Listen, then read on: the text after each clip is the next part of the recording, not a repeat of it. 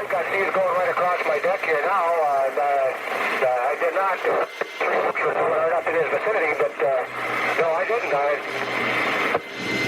So this is good too, Roger. Thanks for that information, sir, and I'll get back to you if we come up with anything. Over.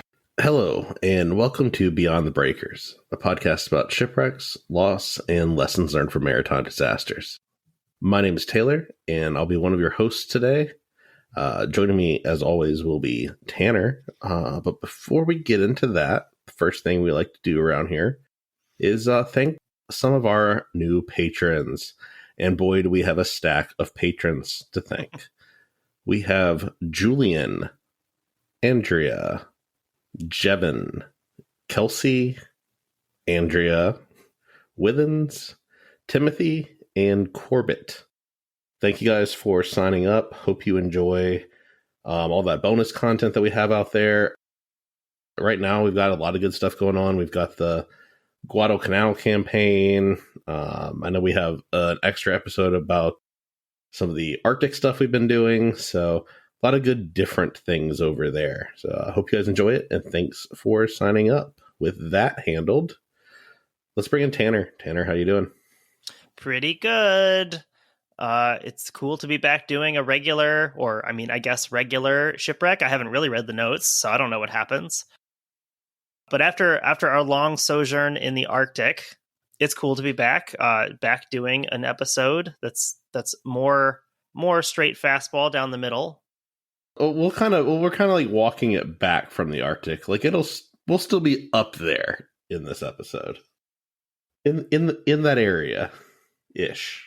Also, I mean, something to keep an eye on in the last hour, there has been another ceasefire deal announced in Gaza. This seems like it has involved a few more parties, and there seems to be a lot of enthusiasm on the ground for it.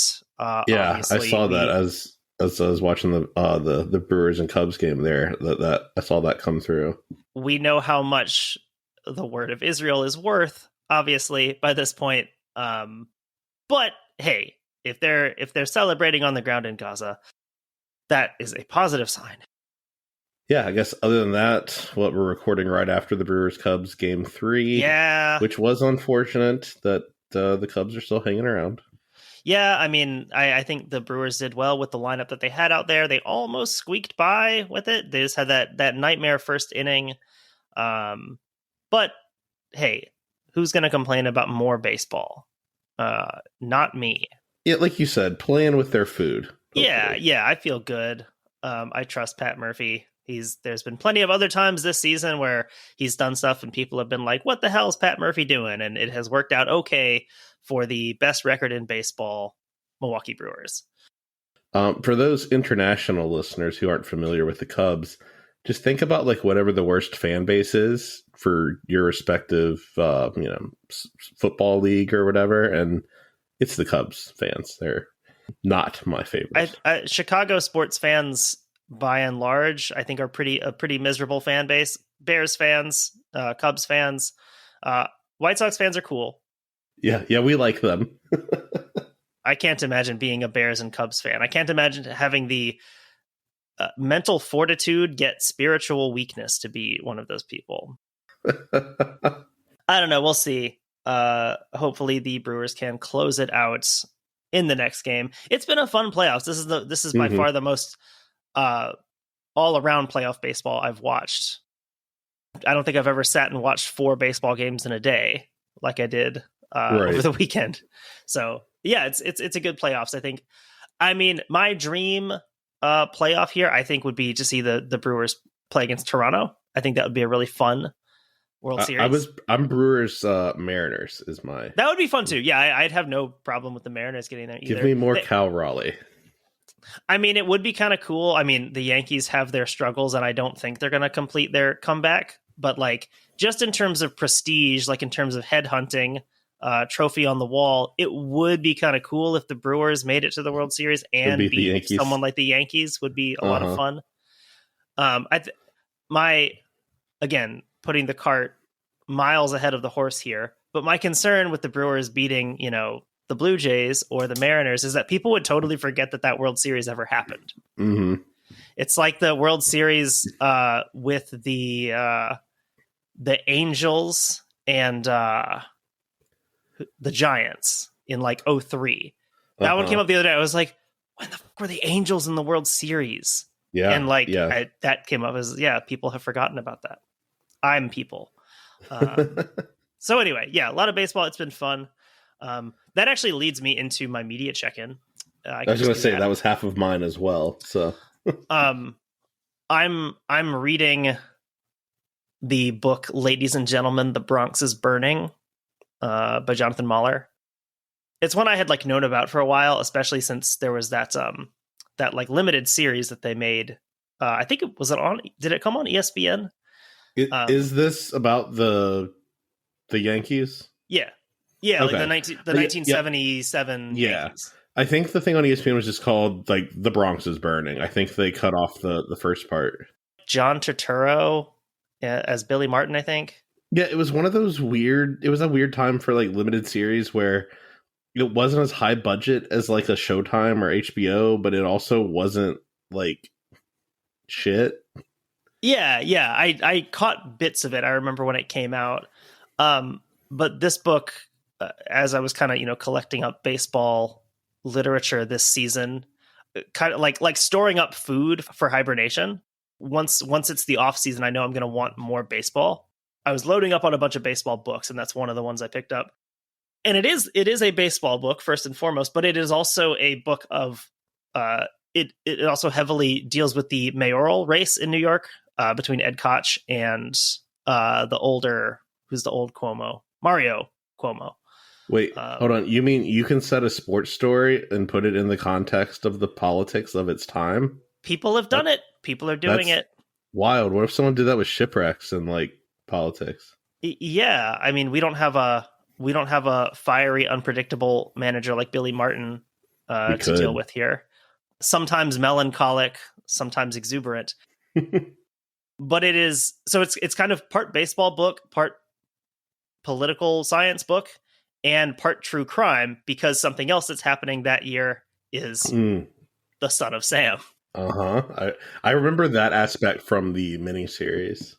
So it's kind of all three of those together, and which is an interesting style of book, I think, because I think it's a cool way to capture the way that sports and politics are not.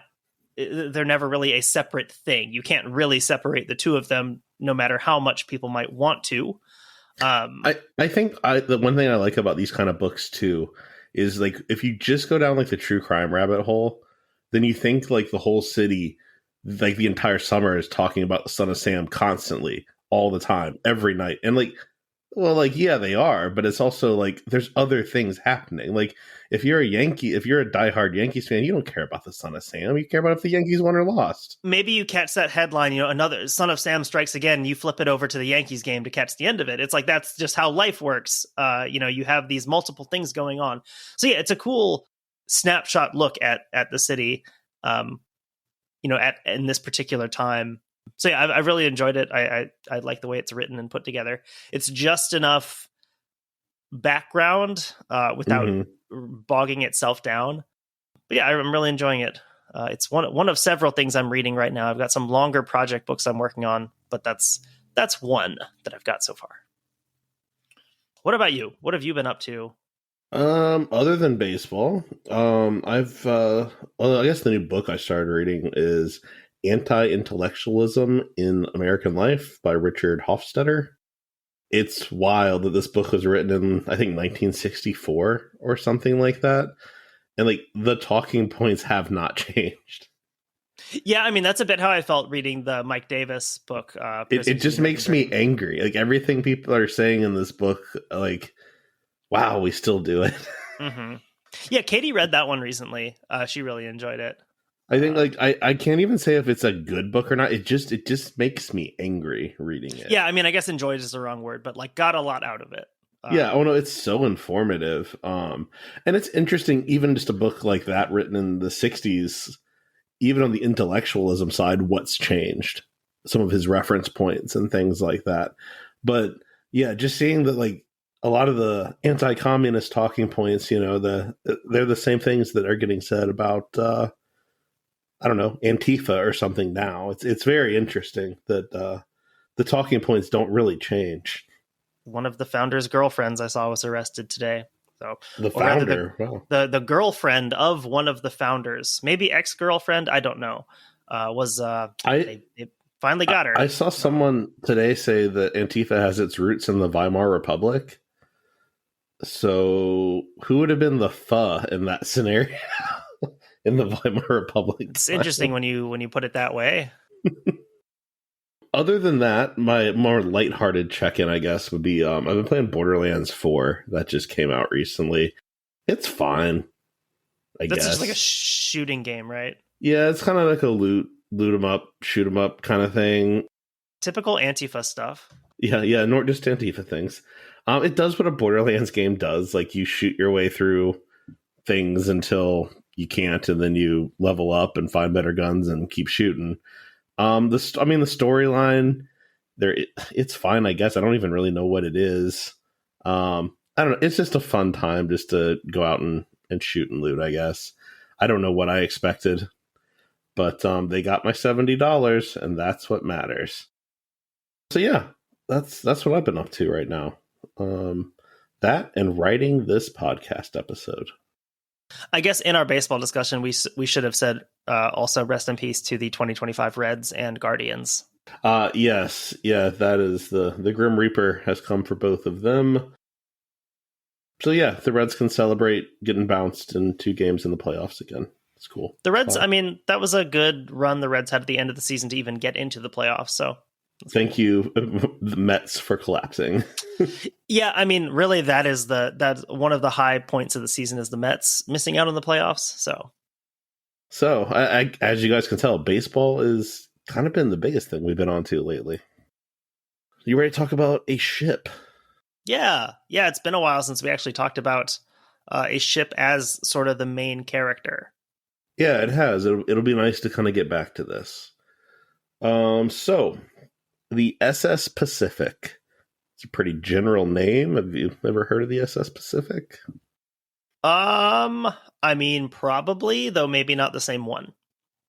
Yeah, there is another one that was launched like right around the same time. I think 1850. Did we not do one called the SS Pacific already? Am I hallucinating this? No, there is. I think we did something similar. It was a Canadian railway owned one, I believe. Now I'm gonna have to look. The Northern Pacific is what I'm Northern thinking of. Pacific. That's it. Oh man, I don't remember this one at all. Really? Season 3, episode 4. Released January 30th, 2023. It was a while ago. Yeah, I got nothing. It is funny. Sometimes you look back at the old ones and it's like, yeah, we did that? What is this? Okay, well, here we are. So this is the SS Pacific. She was launched on February 1st, 1849, with her maiden voyage taking place on... I don't know why I wrote these dates. I hate that I wrote the dates like this. With the slashes. Yeah. With her maiden voyage taking place on May 25th, 1850. So she's a wooden-hulled sidewheel steamer. We've definitely talked about this type of vessel. I think this is I always think these are some of the coolest looking ships that have existed.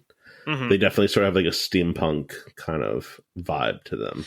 Yeah, and definitely the type of ship that I'm glad that we really only consume on paper and don't have to actually use. Absolutely. Yeah. It looks like it wants to sink. I can't explain it. So she is owned by the Collins Line. The Collins Line built the Pacific along with the Atlantic, the Arctic, and the Baltic to compete with Cunard Line in the transatlantic passenger routes. Collins touted them as the largest, fastest, most well-appointed on the seas. Kind of early on, like this is one of the big challengers to Cunard. Like this is coming from the American side rather than it being another British company. Is maybe we'll get into this. Is Collins Line owned by any big name person that we would know? Or? We'll dig into them a little bit more here as we go. one interesting note here about the Pacific is that she would hold the Blue Riband from September 21st, 1850 until August 16th of 1851. So what, just shy of a year? I don't know if we know the answer to this question. Is the Blue ribbon, whatever it's called? Yeah, whatever the fuck it's called. Is that a physical thing? Or I think it's at least at one point. I think it was at one point. Okay. It's like a rivalry trophy in college football. Like I wish that Queen of the Lakes title in the Great Lakes, like there was actually a little crown they could put on the ship. Yeah. We should sponsor that. I'm imagining mailing that to some like shipping company and just be like, yeah, throw that in the garbage. So a little bit about the vessel herself. The hull is constructed with yellow pine, while the keel and frames are a mixture of white oak and chestnut. I don't know much about the qualities of those woods, but I'm assuming they picked them for a reason. So she's 281 feet long, the 45-foot beam. So decent sized vessel, but also like by modern standards, that's not very big to be out in the middle of the ocean. So as we said before, she's a side wheel steamer. So she is driven by two side lever engines built by Alair Ironworks. It's a solid ironworks. Yeah, great ironworks. Love that ironworks. The way they work the iron it's pretty cool. These could deliver a speed of up to 12.5 knots, which doesn't seem very fast by modern standards, but obviously literally record setting at the time. No, especially because like we've just been talking at Guadalcanal, and I forget which ship it was, but it's like struck by multiple torpedoes, is like the front quarter of the ship is flooded, and she's still busting out like 30 knots. Mm-hmm. So how things change. One unique feature of this setup is that one engine could power both paddle wheels. So that's kind of a cool like safety feature, that even if you lose power in one engine, like you're not totally reliant upon one wheel. Like you can still distribute that out. You haven't lost that side of the ship. And since it's the middle of the 1800s, we of course have a mast and sail as well. This consisted of a 3 square rigged mast. So, we still have kind of the best of both worlds there. Also, probably because steam engines still aren't that reliable. As for her crew, she would have a crew of 141. And I was surprised how many crew she had compared to passengers carried. In her first class area, she could accommodate 200 passengers. Amenities in the first class would include steam heating in the passenger berths, a barber shop, a men's and women's lounge, and a French chef. Like a chef that cooks French food, or a chef who is from France? Maybe cooks both. French food. Maybe both, but I'm assuming a man from France who is a chef who also cooks French food. Okay, probably both. Yeah, because nothing says fancier right now than having a French chef, though, right? Unless you're trying to save money and you just get like a guy from like Louisiana. Everything's crawfish. And try to pass him off. Americans don't know what a real French person's like. It could be Lana Del Rey's boyfriend. So they would add a second class in 1851 when they reconfigured the ship a little bit, and that would add accommodations for 80 extra people. So all told, at our maximum capacity, you're looking at 280 passengers with 141 crew. That's like one crew member for every passenger, or for every 2 passengers. That's pretty solid. That's a good like student to teacher ratio. Yeah, and I mean, granted, you figure out a lot of those are behind the scenes in the boiler rooms and stuff, probably, but it's just interesting how many crew are needed to keep this thing functioning. So let's talk about Collins Line. You were asking about that earlier. The company's full name was the New York and Liverpool United States Mail Steamship Company. Okay. It was founded in 1818 by Israel Collins. Boo. And it would grow under his son, Edward Knight Collins. Prior to 1835, the Collins Line had primarily focused on trade along the United States eastern seaboard and Mexico. So a lot of it was like bringing fruit up from the like South America and Mexico up into the East Coast cities, things like that. Avocados? Avocados from Mexico. And then also during that time, it's not just like the fruit trade, but there's also a lot of passenger movement and things like that going on. Cuba, places like that are kind of thought about as being like the next American possession. You got to like start heating the water for the annexation of Cuba. Right. Collins' primary rival during its early years was the Blackball Line, which also operated. The Blackball Line? Yes, that is their name. This is the steamship line you can use if you are blackballed by all of the other ones and you're not allowed to sail on them anymore. I forgot to look up like what their actual name is, but that's like the name they're called, you know. You got me blacklisted at Hop Sings? All right, so things began to change with the arrival of the new ship Shakespeare, which made a journey to Liverpool. She was able to bring back so much cargo that it immediately was clear to the Collins Line that they could compete in the transatlantic trade. They were like, wow, we made a lot of money on this trip. Like, I guess let's just keep doing this. Kind of surprised yourself there. Yeah, I think it was definitely one of those things where like, wow, okay. Didn't think it'd be that easy. So competition in the transatlantic trade changed when the SS Great Western, which is a British-owned vessel. Is it anything like the Great Eastern? Maybe. Meaning, like, not very good? I'm not sure about this one. I actually didn't research this ship. They're owned by a company of the same name, the Great Western. Crossed the Atlantic in 15 days in 1838. I took that time to read a bit about the Blackball Line. The Blackball Line, originally known as the Wright, Thompson, Marshall, and Thompson Line, then as the Old Line. So no wonder they wanted a more memorable nickname to go by, maybe. Founded in 1817. I think they went bankrupt in 1860-something.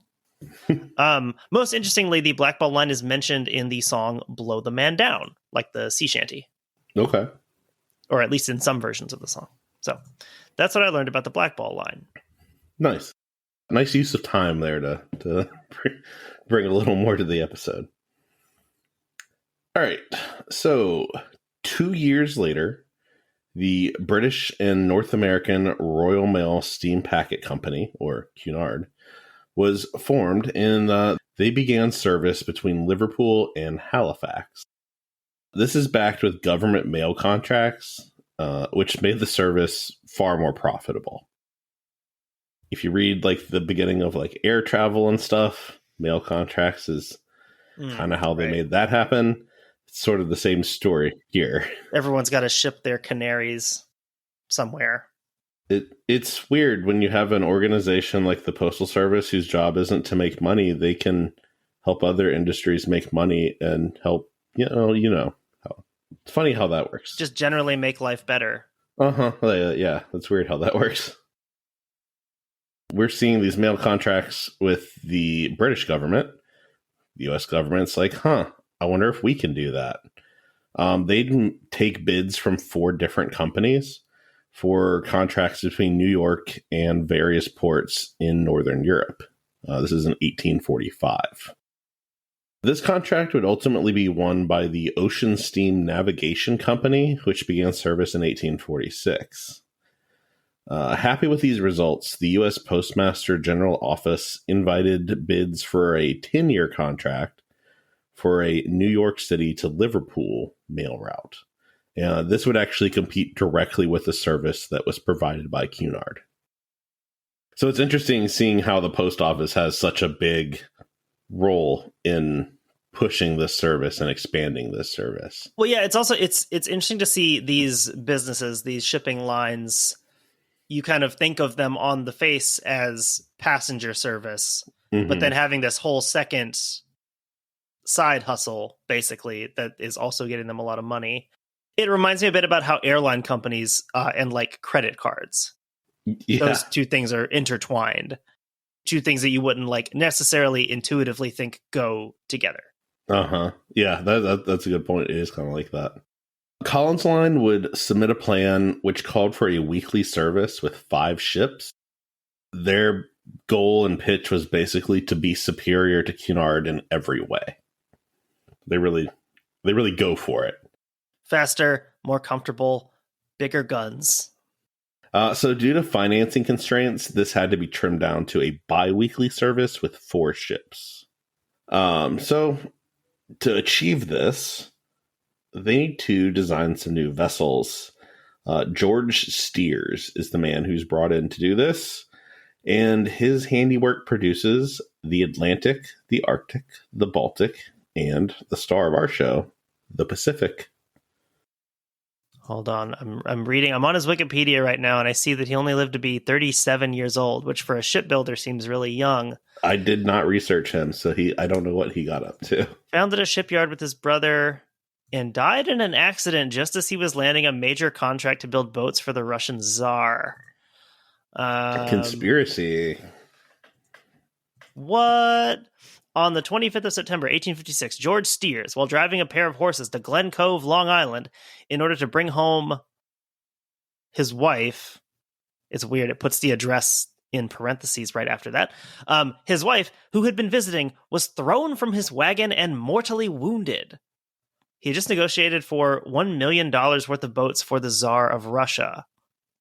Huh. Also, he was a Mason. It could have been Mossad. It could have been. Whatever precursor. I don't think the Irgun was around at this point quite yet, but one of those.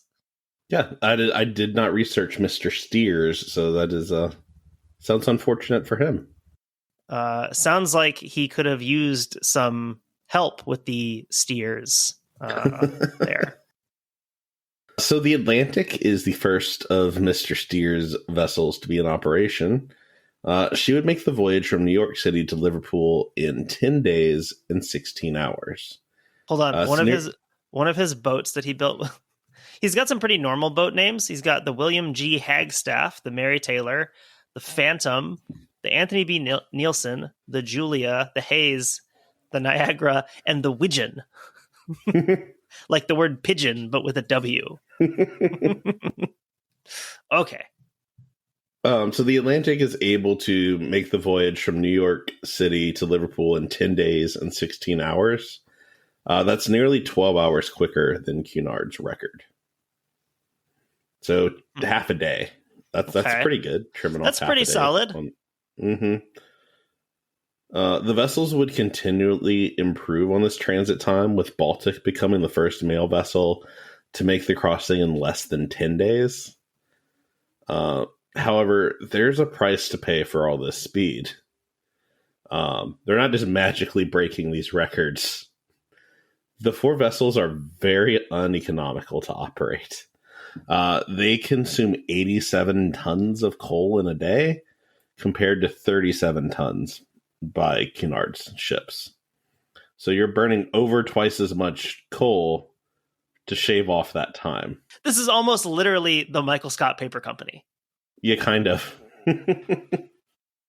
There's no way you're making a profit on this.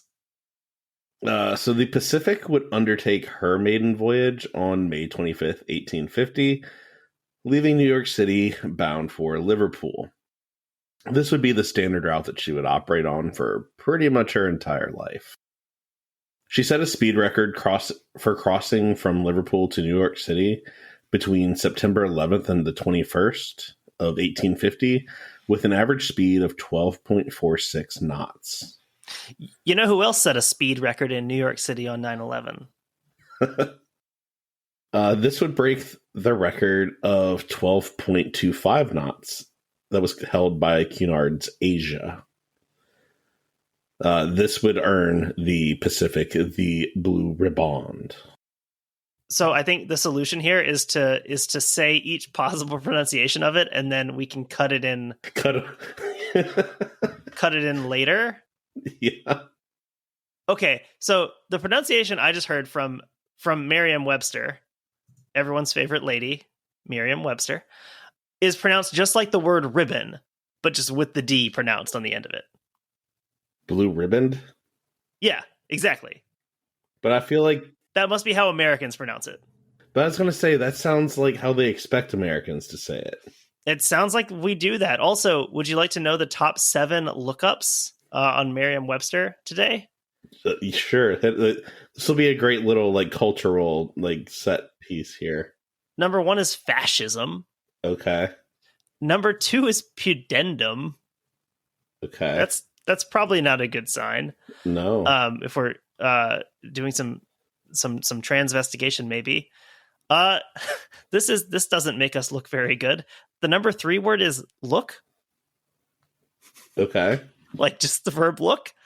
Cyclone, plenary, habeas corpus. Also not a good sign. Plenary and habeas corpus, not a good combination. And exercise.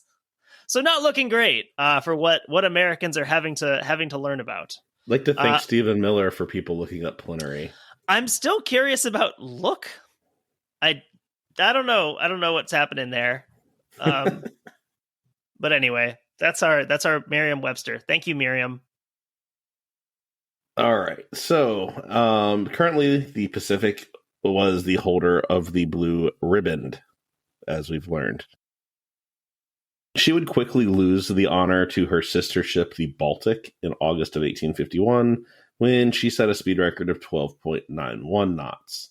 So now we're starting to get a little granular here, I feel like.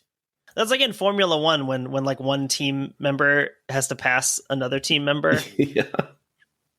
12.91. We are really getting down to it here. Pacific would set a record for eastbound travel as well, with an average speed of 13.03 knots, overtaking the Cunard Line's Canada. The record would, of course, not stand for long before it's broken by Pacific's sister ship, the Arctic. So you can see this is just a lot of back and forth, jumping around. But these are very inefficient, but very much the fastest ships that are on this run. So with the success of the Pacific and her sister ships, investments were made to further improve them. Can we cut down on the coal usage like at all? So I think that's partly why we see the addition. This is just me speculating. I think it's why we see the addition of the 80 second class cabins. To offset costs, to get help more tickets. Offset. Yeah. Yeah. I think that's part of it, is to capture more revenue. Like Wrigley Field selling seats directly behind a support column. You got to get all the possible income you can, even if it sucks. I do want to say that if and when I ever become the Major League Baseball commissioner, my first act will be to demolish Wrigley Field and build like affordable housing over its remains. Forcing Cubs fans to demolish Wrigley Field brick by brick at gunpoint. So let's see. This brings us to the spring of 1853. That is a pretty busy time for the Pacific. Wait, did you mention her mizzenmast already? Oh, no, I didn't. I forgot. That was one of the other kind of changes that's made throughout the course of her life. In 1853, her mizzenmast is removed. She mizzen on my mast until I have to be removed. So now that brings us to the spring of 1853, which was a busy time for the Pacific. In March, she would rescue the crew of the foundering bark Jesse Stevens. She'd actually be credited with saving 16 people that day. She was the closest ship. She responded, and I don't think anyone actually died in that incident. So good job, Pacific. That brings us to May 6th, 1853.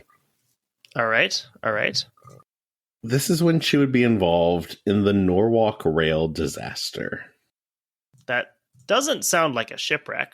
There's a ship involved. Okay. I'm not sure if There's a Problem has maybe talked about this incident in more detail. Maybe I just read the wiki a few times. I'm not sure. But I felt like I was very familiar with this one when I ended up researching it to add in here. Could also be thinking of that Russian one we did. Oh, yeah.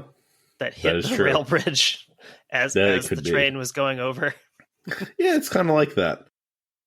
This occurred in Norwalk, Connecticut, when a New York and New Haven Railroad passenger train en route to Boston crashed on a section of railway that crosses a small inlet on the Long Island Sound. Hmm. The train had departed New York City around 8 a.m. and was a Boston Express with around 200 passengers on board. So that day, the guy behind the wheel, so to speak, of the train is actually a substitute driver. He's only driven this route 2 times previously. And none of the kids respect him.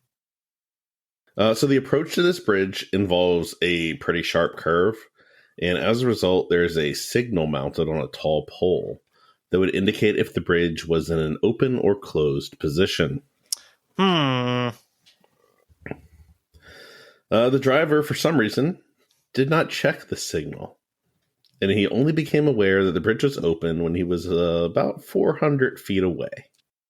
So 400 feet sounds like a lot, but it's really not when you're a train and there's, tons and tons and tons of steel that you need to stop.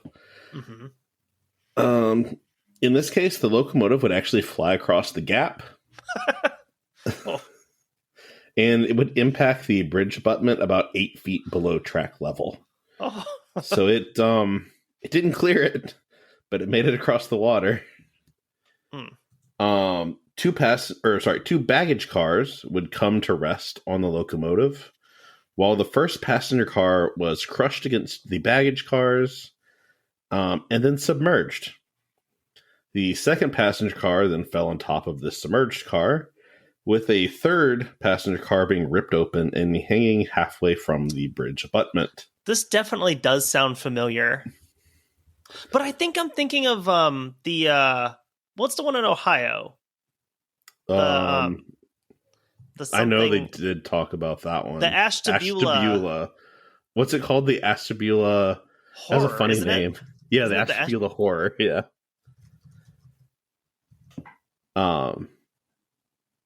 Yeah. Yes, the Ashtabula Horror. At the end of the day, train go flying off the track. Not a good time. Not a good time. One little bit of irony, I guess, in all of this is that there happened to be a whole bunch of doctors on board this train. They were returning from the 6th annual meeting of the American Medical Association. Quoting here from Dr. Jonathan Mason Warren. I expected instant death, as I saw everything in front of us, up to the very seats on which we were sitting, cars, passengers and all, plunge headlong into the water and disappear.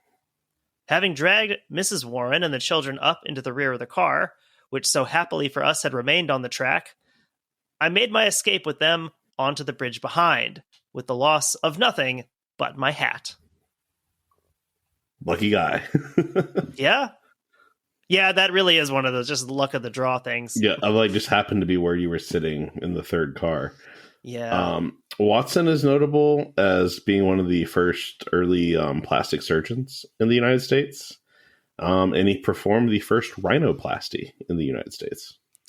I'm sure the first rhinoplasty in the US, it probably looked good and was an improvement for the time, but I thought about researching this further and then decided I didn't. I didn't curious want to. of what that would look like, an 1850s rhinoplasty. So as you may have guessed by now, the bridge had been opened to allow the passage of the SS Pacific. She had just cleared the bridge as this disaster unfolded. So we were probably only seconds away from having something very similar to the incident in Russia with train cars on vessel. Hold on. I've got it somewhere. That was the Alexander Suvorov. Okay. I thought he was a forward for the Senators. Let's see here. So obviously her crew are some of the first to respond to the scene that day because they're literally part of it. They're credited with pulling multiple survivors from the water And honestly saving a lot of lives as they were able to instantly respond to the situation. In total, 48 people would actually die in this disaster. So could have been a lot worse, obviously, but fortunately the Pacific is there. Yeah, I mean, like, I would assume more with like train launching itself off into this gap. But yeah, I mean, obviously that's a tragedy, but could have been worse. I'm sure that's what the driver said too. Yeah, I'm sure that's what he said. Yeah, it could have been worse, right? This brings us to the evening of August 16th, 1851, off of Long Island, New York. Around 9 p.m., the Pacific's crew identified the mast light and full sail of a vessel approaching. Several witnesses describe the character of the night as overcast, and some speak of it as cloudy with intervening stars. But all agree that it was not unusually dark. They all concur in saying that the surface of the sea was smooth, and there was no haze or mist on the water. And the mate of the steamer testifies that objects could be seen without lights at the distance of 3 miles. So the officer in charge orders the vessel to pull hard to starboard to keep the Pacific at full sail and to avoid collision. It's now clear that the vessel is a brig, and she's continuing to turn towards the Pacific. This vessel will turn out to be the Alpharetta, which would ram the Pacific's starboard bow. Alpharetta sailed from Millbridge in the state of Maine on the 10th day of August 1851, fully laden with lumber and freight, or lumber on freight. That's a copy and paste. It could be. I'm just gonna say lumber and freight. Yeah, it won't matter. Fully laden with lumber and freight, and bound on a voyage to the port of New York. She was a tight, stanch, strong vessel of 163 tons burden, and in every respect well manned, tackled, apparelled, and appointed, with a competent master and sufficient crew. The Alpharetta's foremast wedged into the Pacific's bow until the brig finally slipped under the water. It was determined that the Alpharetta was at fault due to their erratic course change. In total, the damage to the Pacific was totaled up to $2,000. All the testimony tends to show that the two vessels came together at an obtuse angle, and there's much reason to think that the brig had been pressed out of her course before the bows of the vessel came together. At all events, such an inference from the evidence is far more reasonable than would be the conclusion that all the witnesses for the libellants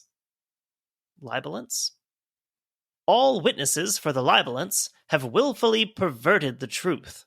Other grounds of reconciling the testimony consistent with the integrity of all the witnesses might be suggested, but we think it unnecessary, as the evidence clearly shows that the brig kept her course, without any change whatever, until the peril was impending, and the collision inevitable. So the two excerpts that you just read actually come from a Supreme Court ruling. The New York and Liverpool United States Mail Steamship Company, claimants of the steamship Pacific, the Otis P. Rumball libellant. Rumball? The dessert treat? The Rumball? Otis P. Rumball. How's it spelled? Rumball. Oh, he literally is named for rumballs. Supreme Court, 1850s. I should have read that more racistly. So I thought that was interesting. This case involving these two vessels makes it all the way to the Supreme Court, and you can read like the whole ruling online until they take it away from us. But maybe the sweet treat is named independently, and it's just a coincidence that, or it's maybe they're named for him, and it's just a coincidence that they're balls that contain rum. I think one of the interesting things in this ruling, I was reading through it, is in a lot of these collision stories, we see the same thing, and they basically say that, well, if everyone's telling the truth, then this didn't happen, so here we are. You can't all be telling us the truth, essentially. one of you is and one of you isn't, and we think that it is the Pacific's crew. Yeah, it seems like you've decided that nothing happened.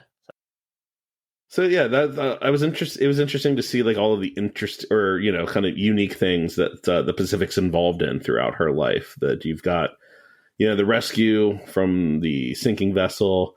You've got a horrific train crash that has its, probably you could have your own podcast just talking about that. Mm-hmm. And then you also have this really interesting Supreme Court ruling.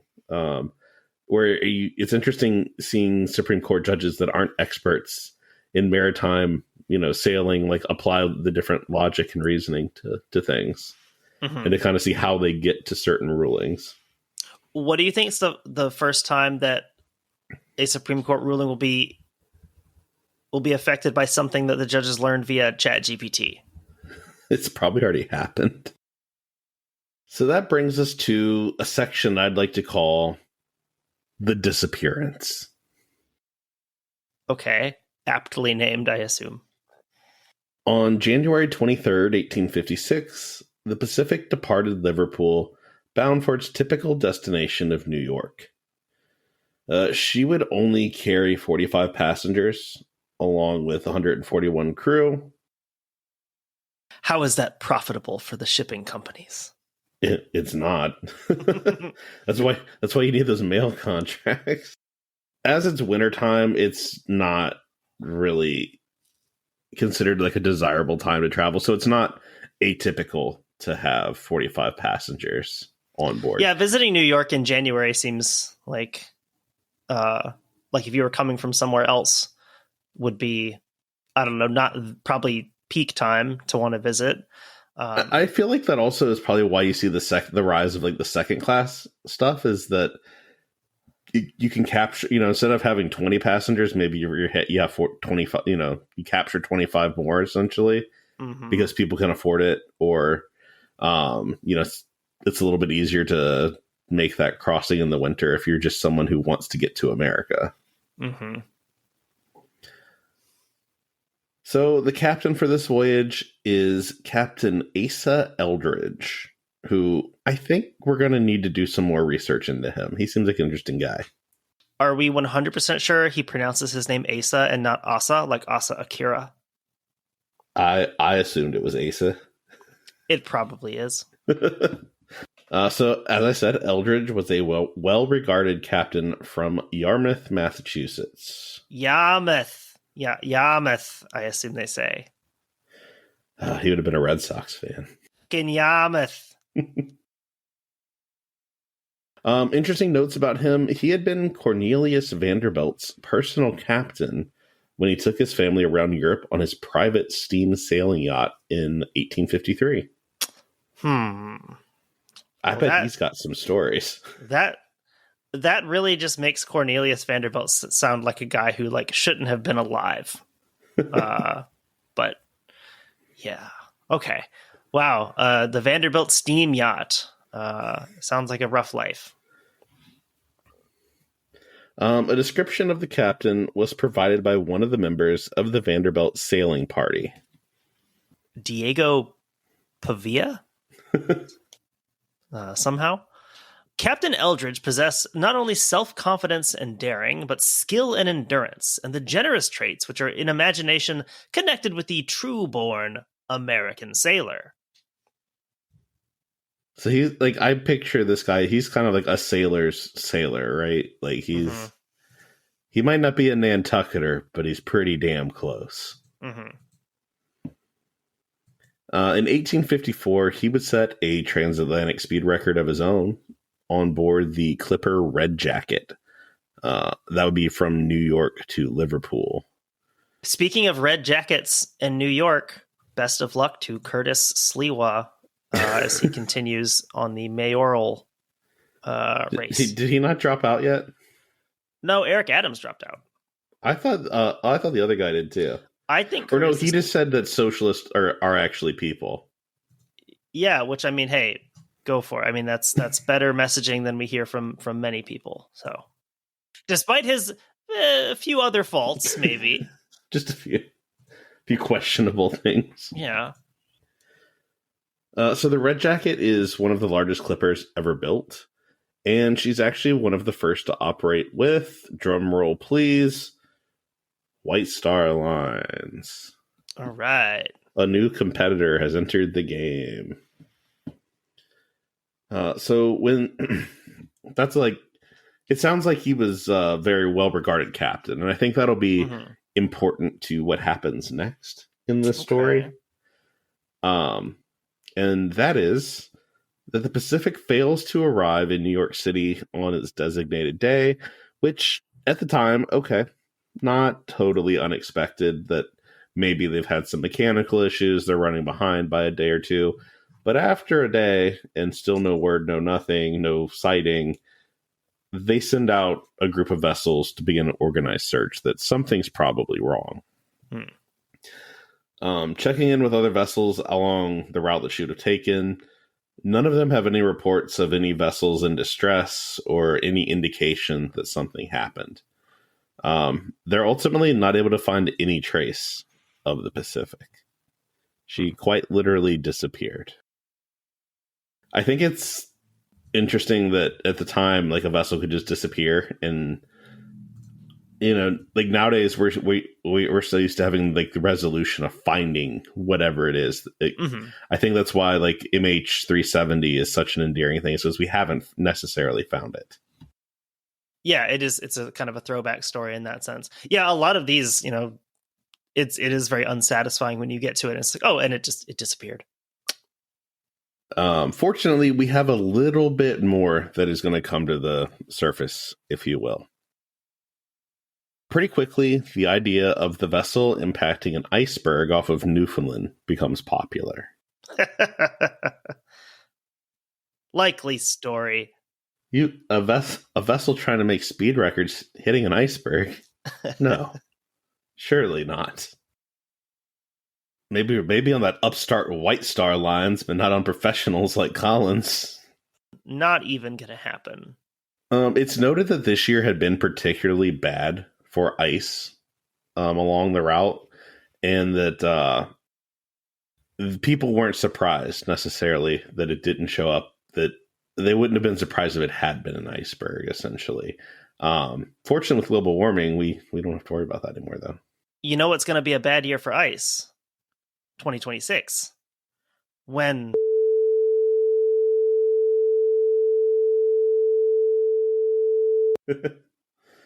There were some contradictory opinions, however.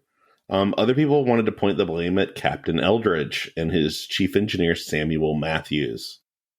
Both of them were new to the Pacific. They had only completed 2 round trips previously. However, I think it's important that you to believe this, you have to ignore the fact that both men had substantial experience.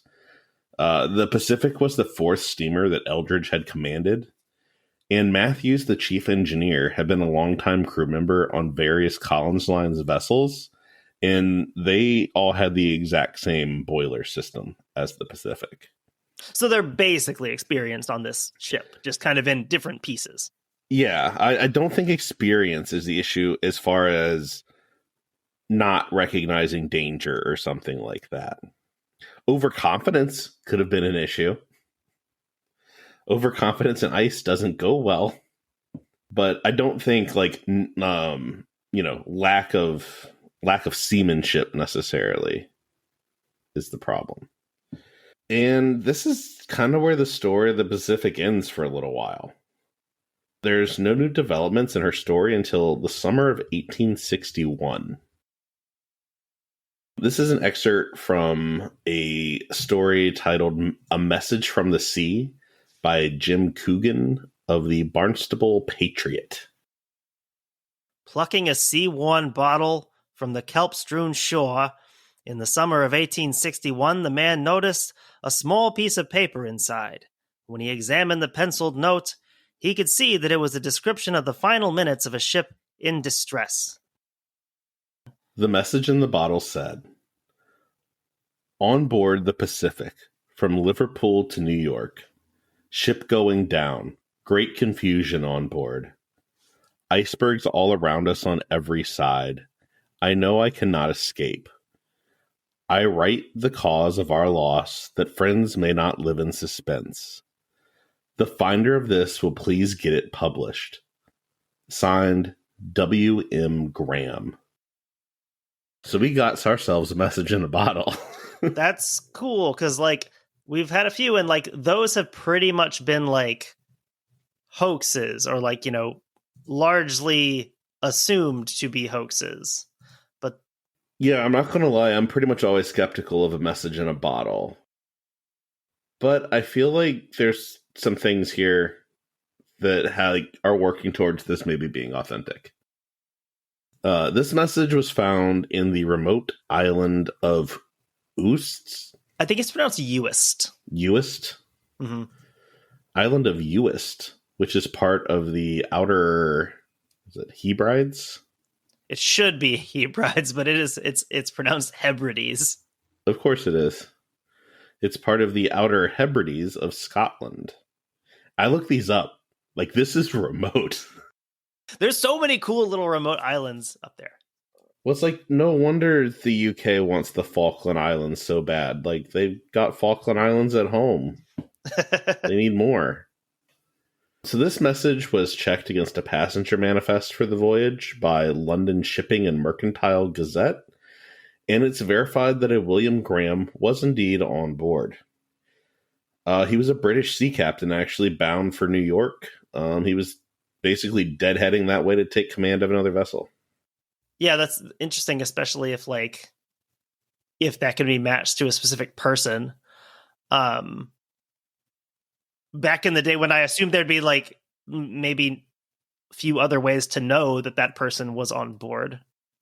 Yeah, that's the thing, is like, in order to fake it, you would have to know a lot of stuff. And in a remote area like that, who is going to know those things to plant the bottle? Yeah, if you were going to plant one, you wouldn't plant it at some, like barely inhabited island. You would put it in like Miami Beach, like that one we saw. Yeah, and like also, I just don't think the passenger manifest is going to be common knowledge. Like, you would have to work for Collins Line to even have access to that information, probably. Yeah, it's all one of those things that is, I guess, theoretically possible to fake, but it's just like, what would be the possible motive? Yeah, that one, it feels real to me. I choose to believe.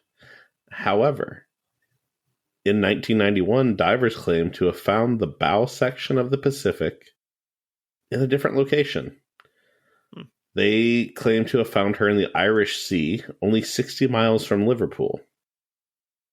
Despite this claim, there was no other support for the location. What? Yeah. Okay.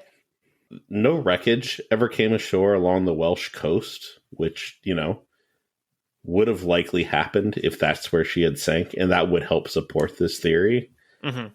However, it's later claimed that objects from the site that this claim was made at were found to be made after 1856. This one's wearing a Live Strong bracelet. So I'm not sure what caused the initial claim, but most people were pretty skeptical. And it seems like further research has disproven that claim. Okay. Well, good try. Good try, divers. So the final fate of the Pacific will likely never be known with 100% certainty. She might have split up. She might have capsized. Could have broke deep into water. Happens to the best of them. However, I think the message in the bottle gives us the most plausible explanation. Like we were saying before, I think it'll be pretty difficult to fake that message and get the name right in such a remote location. Mm-hmm. There's just nothing in it for the finder either to fake it. It just seems inconceivable that someone would go through the effort for so little payoff, unless they're just truly committed to the bit. So in total, 186 people lost their lives in the sinking of the SS Pacific. One notable passenger that was lost was Bernard O'Reilly, Bishop of Hartford, Connecticut. He was returning to his diocese after visiting Europe in an effort to recruit more priests to come to America. O'Reilly had distinguished himself early in his career for his care of the sick during a cholera epidemic in New York City in the summer of 1832. He himself actually contracted it twice. That's one of those events that really dates a story that is kind of starting to seem more modern, and then it's like cholera outbreak like in the United States, and it really tells you, oh, this is a long time ago. Yeah. How long do you think we have with the current health administration in the U.S. before we have more cholera outbreaks? Any day now. I give it until like June. Kids are getting all kinds of Oregon Trail diseases. Yeah, diseases that make you leave your organs in a trail behind you. So yeah, that is the story of the Pacific. It's hard with some of these, like where they literally just disappear. Like that's it. It's gone. Mm-hmm. I think, like I said, like the biggest thing I think about is just how rare this is nowadays, that we truly lose a ship or an airplane or whatever. Like things like that don't just disappear anymore. Or a list of Jeffrey Epstein's clients. Yeah, they don't just disappear. But yeah, that is the story of the Pacific. I found it pretty interesting. It's, like I said, that style of vessel I always find really cool. Like you said, I'm glad we don't use them anymore because they seem kind of scary. They seem like they want to sink. But yeah, I thought she had a really interesting history. It was interesting with the rail disaster and all those other things. Just how much history, can intertwine with a vessel, and even things like the Supreme Court ruling, which in theory, there's still parts of that ruling that are probably meaningful today in maritime law. I think that's all I got for this one. So we can put a bow on it, and thank you guys for listening. It's good to just do another regular episode. Before we finish, we should mention coming up here very soon. I don't think the first episode's out quite yet, but Jay Gabler with the Duluth News Tribune has put together a really cool limited podcast series on the Edmund Fitzgerald for the Edmund Fitzgerald 50th anniversary of her sinking, which is coming up in November of this year. I think it's called 50 Years Below. So keep an eye out for that. The trailer is out. I know that. And I think the first episode should be out soon. I had the chance to talk to Jay. I was back in like March or April, providing just a little bit of stuff that I could, talking about, the Fitz and what she means and why.